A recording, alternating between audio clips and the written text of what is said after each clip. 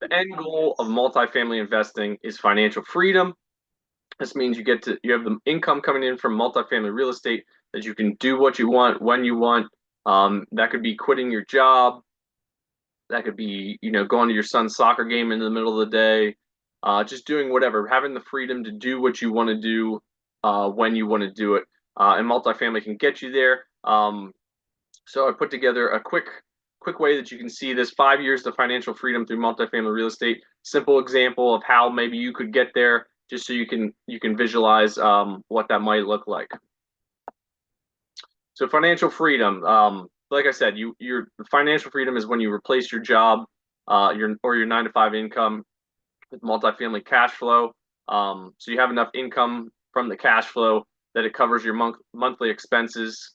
And then once you do that, then you basically achieve financial freedom because you can quit your job because your income from the multifamily will pay for all your monthly expenses and then maybe even a little extra so that you don't need to rely on going to a 9 to 5 job.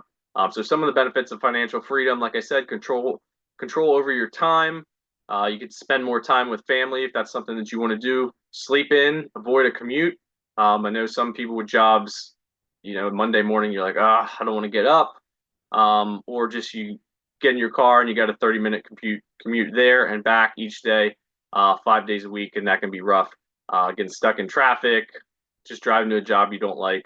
And then you can start to, once you get financial freedom, take your meaningless work that you're doing now to job and then turn that to meaningful work and start pursuing something that maybe, has a little bit more meaning to you. And all of this taken into account will improve your happiness, give you more time for hobbies, whatever you like to do, work out, go to church, whatever that may be, paint, whatever. And then you also will have freedom to travel, not only freedom because you have the money to travel, but also you have unlimited PTO because you're no longer working a job and you make your own schedule. So those are kind of the benefits that you can get from my financial freedom and why most people choose to go down that path. So if we're just looking at do quick properties, in year one, for this example, let's say you acquire a 4 unit property. So you actually do a house hack on this property. And the house hack means that you live in one of the units, rent the rest out. The benefit of that, you can get into the property for as little as 3 or 3.5% down. So you can get in with less money. And the benefit of that is basically eliminate some of your living expenses because the other tenants will cover your living expenses.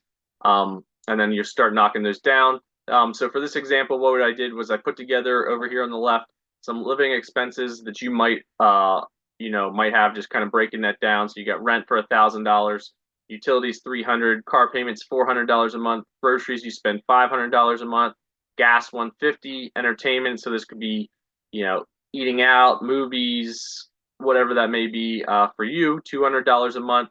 Pet costs, let's say you have some animals, so you got to buy food and medicine and whatnot for the pets, 150 a month, and then just any other kind of miscellaneous expenses, $300 a month. That gives you a total of $3,000 in consistent monthly expenses that you have every month that you got to cover through multifamily cash flow. And right below that, I added in a 10% cushion to give your number that we're aiming for of eliminating $3,300 in expenses. That way, you got that extra cushion because things can come up. You can have a big vet bill, your car can break down. So if you have a cushion in there of 10% of income from your cash flow, you're pretty safe there. So for the first property, it's a 4 unit property, price of $250,000. You get a loan for $241,000 because you get a loan of 96.5%. Your down payment and closings just over $20,000. And then if you just look at the income of the property, one apartment's $995, the other's $1,150, and the other's $1,150, and then that apartment 4, since I said it was a 4 unit property, is the one you're going to live in, so you're not collecting any rent from that.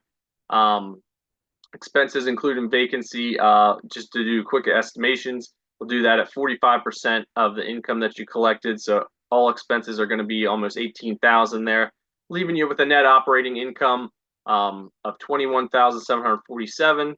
30-year mortgage for that house hack at 6% comes in at 17,352, giving you an annual cash flow of almost $4,400. And if we break that down by month, That's $366 per month of cash flow. So you started at $3,300 for your monthly expenses for that 10% cushion. And with the house hack, you knock that down $366 a month. So your new expenses that we got to cover are $2,933 a month, and that's just year one. You just buy a house hack in year one and nothing else. So in year two, you buy another 4-unit property, but this time you're not house hacking. You're just buying it to rent out all the units. You can't get the loan with the low money down, so you're going to get a loan of 75%. So you get a price of $300,000. Maybe you found this one through direct mail. You get a loan for 75% of that. And the apartment rents for that building are $850, $875, $1,100, and $1,100. So let's just say the first two are 1 bedrooms, second two are 2 bedrooms, leaving you with an annual rent of $47,100. And we do the same expense calculations, so 45%. And remember, this includes all expenses: tax, insurance, utilities, maintenance, and then also vacancy is included in there for the simplicity of this. So there's the 4-unit in the background that leaves you with, when you take the expenses off, you're left with 25,905 NOI. Mortgage, another 30-year mortgage, since it's 4 units and under, at 6%, you're looking at 16,188. Annual cash flow of $9,717. So if you break that down monthly, you're knocking $809 off your expenses. So after 2 properties, this is year 2. You just got 1 property the first year that you house hacked. Second year, you got a second property that you're just buying to rent out. You've already knocked that down to $2,124 in monthly expenses that you've covered now through your multifamily. So in year 3, you kind of bump that up a little bit. You're going to take the next step up. You found a 12-unit investment property through a friend, another investor that had found this deal and sent it your way. So the price for the 12-unit, $960,000. You get a loan for $720,000, which is 75%. Your down payment and closing now, you got to come to the table with $288,000 for this property.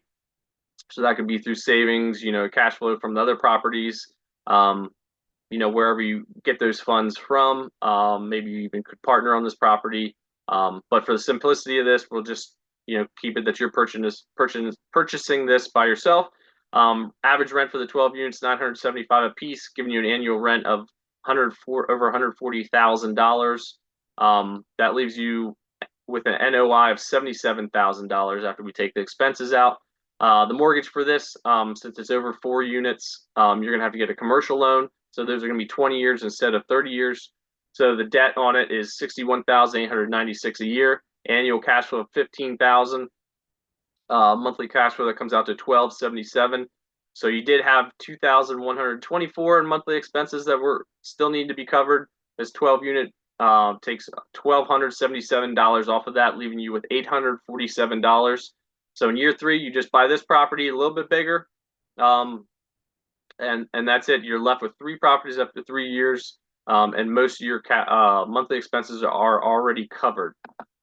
So year 4, you just take year 4 off. You manage these properties, getting them running well. Build your savings, build your cash flow from all your properties. Because then in year 5, you're going to go a little bit bigger and buy a 26-unit property. So this is one that you could definitely partner on, but you build up some savings, build up cash flow, like I said, improve your other properties.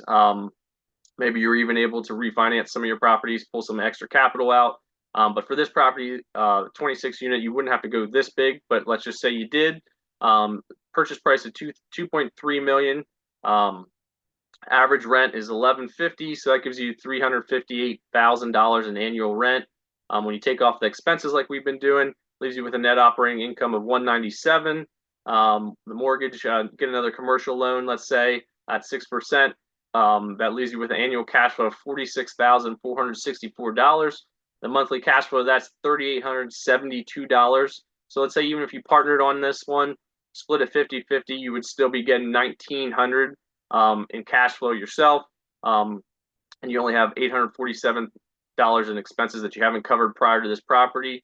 But with this one, you actually get $3,800 additional cash flow.